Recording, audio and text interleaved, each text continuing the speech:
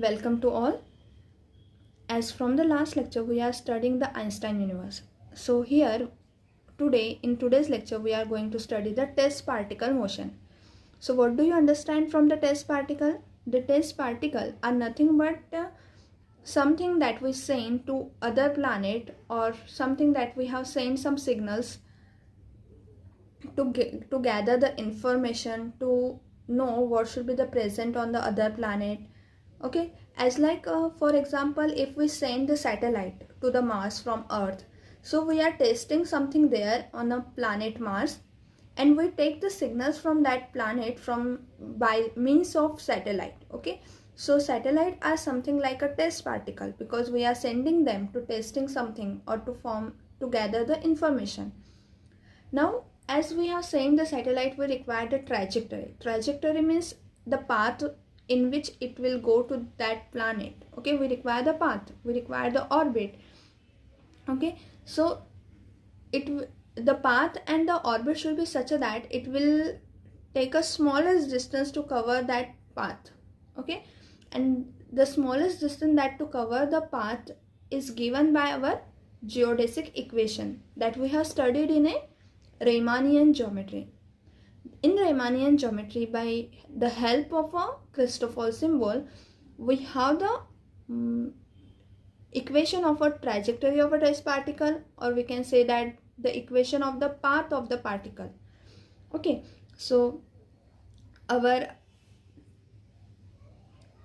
for the test particle motion, we are studying the trajectory, that is the path of the particle, and we consider in this, if the particle will be at a rest, then it will always be at a rest, or it will permanently at a rest. Okay, so we study this in this lecture. So for this we require the geodesic equation. Okay, and the geodesic equation, what it denote? It denote the trajectory of the test particle or path of the test particle. Okay, so we write this as for studying the test particle motion, we require the equation of trajectory. Okay, so the trajectory is nothing but the path. The trajectory of test particle is the time-like geodesic. Okay, so the equation of geodesic in a Riemannian geometry, which is given by x double dot p plus Christoffel symbol of second kind gamma of p mn x dot m x dot n equal to 0 x dot m. What this represent? It will represent the derivative of dx to the power. Here it is not the power m, but they are our variables. For example, if we take r, theta, phi and t as a coordinate, so we denote x1, x2, x3, x4 to this coordinate. Okay, so x1, x2, x3, they are nothing but the power. They are not the powers, but they are the variables. Okay, so we have here dxm by ds. This will denote the derivative x dot m. Now, and this is nothing but our velocity. Okay, so for the particle, now we consider, for studying this, we require the particle will be at a rest firstly. So we consider a particle which is temporarily at a rest with respect to the spatial coordinate our, because we say that this r, theta and phi as a spatial coordinate because they are related to space, and this t as a time coordinate, so we call this as a space-time coordinate. So what this implies, that with respect to spatial coordinate, the particle is at a rest. So which means that r dot, theta dot and phi dot will be equals to 0. At a rest means there is no velocity. Okay, so with respect to the spatial coordinate, and we call r, theta and phi as a spatial coordinate, and t as a time coordinate. So with respect to spatial coordinate, there is particle will be at a rest, so their derivatives, that is r dot, theta dot and phi dot, these derivatives will be equals to 0. So we give this the equation we use this to equation number 1, that is the equation of the trajectory, and we give this derivatives as equation number 2. Now by substituting r dot, theta dot, phi dot in this equation, what we get that equation 1 implies, okay, equation 1 implies, what is the equation 1? Because x dot m, x dot n, where m comma n will be running from 1 to 3 and 4. So 1 to 3, this will be equals to 0, because x1, x2, x3, this is 0, because this derivatives will be 0. So x dot 1, x dot 2, x dot 3 all will be going to be 0. So we have only the value here for this, we have 4 is the only remaining here, okay. So we have equation 1 implies x double dot p plus gamma of p44 x dot 4 into x dot 4, that is equals to 0, okay. And that we write this as x double dot p plus gamma of p44 x dot 4 into x dot 4 will be x dot 4 square, and that is equals to 0. We give this as a equation number 3.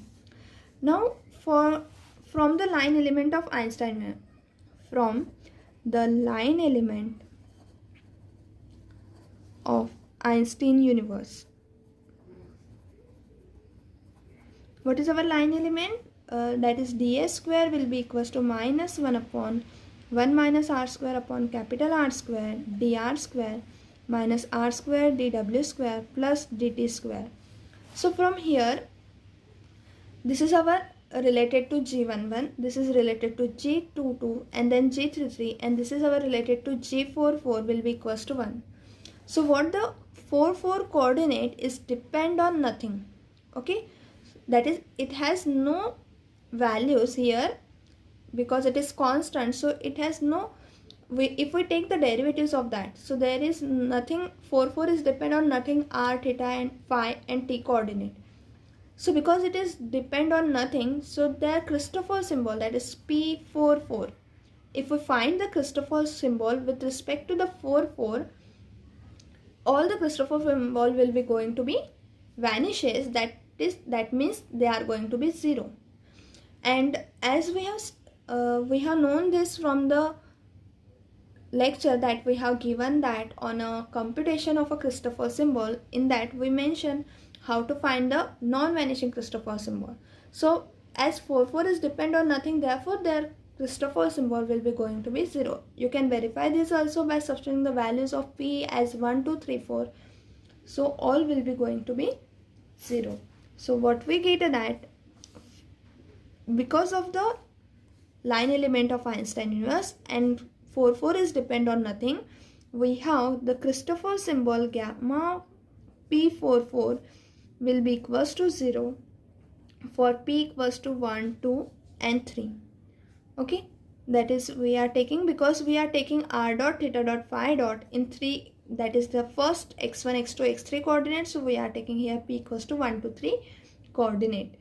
Now what this implies, if for p equals to 1, 2, 3 gamma of p44 equals to 0, what this implies, that is equation 3 implies that x double dot p is equals to 0 for p equals to 1, 2 and 3, right. So for p equals to 1, 2, 3 we get that, because this will be 0, so x double dot p is equals to 0.